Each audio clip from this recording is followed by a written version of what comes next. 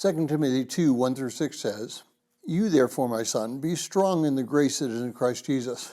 The things which you have heard from me in the presence of many witnesses, entrust these to faithful men who will be able to teach others also.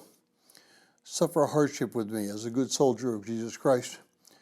No soldier in active service entangles himself with the affairs of everyday life, so that he may please the one who enlisted him as a soldier. Also, if anyone competes as an athlete, he does not win the prize unless he competes according to the rules.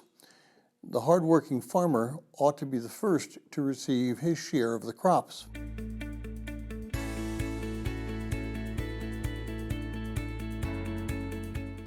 Well, if you're joining us in reading through this 60-day reading plan, today's reading is 2 Timothy chapter 2, and I encourage you to read that passage.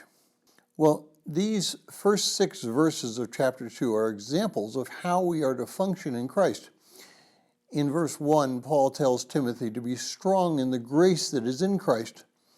Now, the word translated strong is really a combination of 2 words in Greek. The first word is the preposition in, and the second word is the word we get dynamite from. So Paul is actually telling Timothy that he is to be powerful in the grace that is in Christ Jesus. What exactly does that look like, to be powerful in the grace that's in Christ Jesus? Well, Paul gives us 2 separate examples. The first thing is that we are to be disciples of others.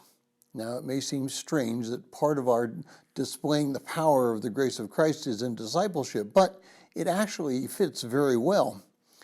It is through discipling others that we are discipled. It is by discipling others that we are reminded of Christ's power. It is through discipling others that we are reminded that Christ overcame death by death, Hebrews 2:14. It is through discipleship that we are able to apply more of Christ's grace to our own lives while sharing it with others. Paul then moves to examples in proving his point. He recognizes that as a growing believer, you are going to suffer hardship.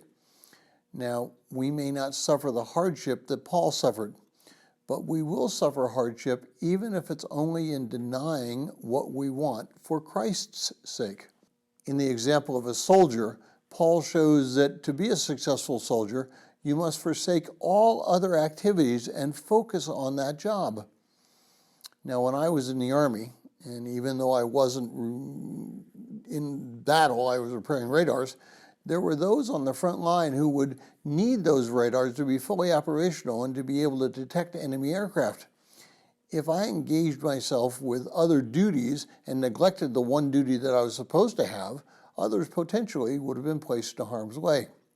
Now, I'm not an athlete by any stretch of the imagination, but athletes have to be consumed with their events.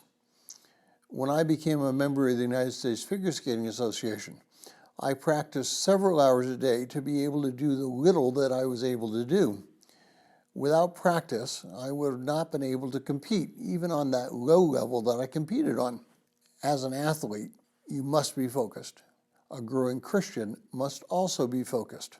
Finally, the hardworking farmer gets up early in the morning and doesn't stop working until he can no longer see.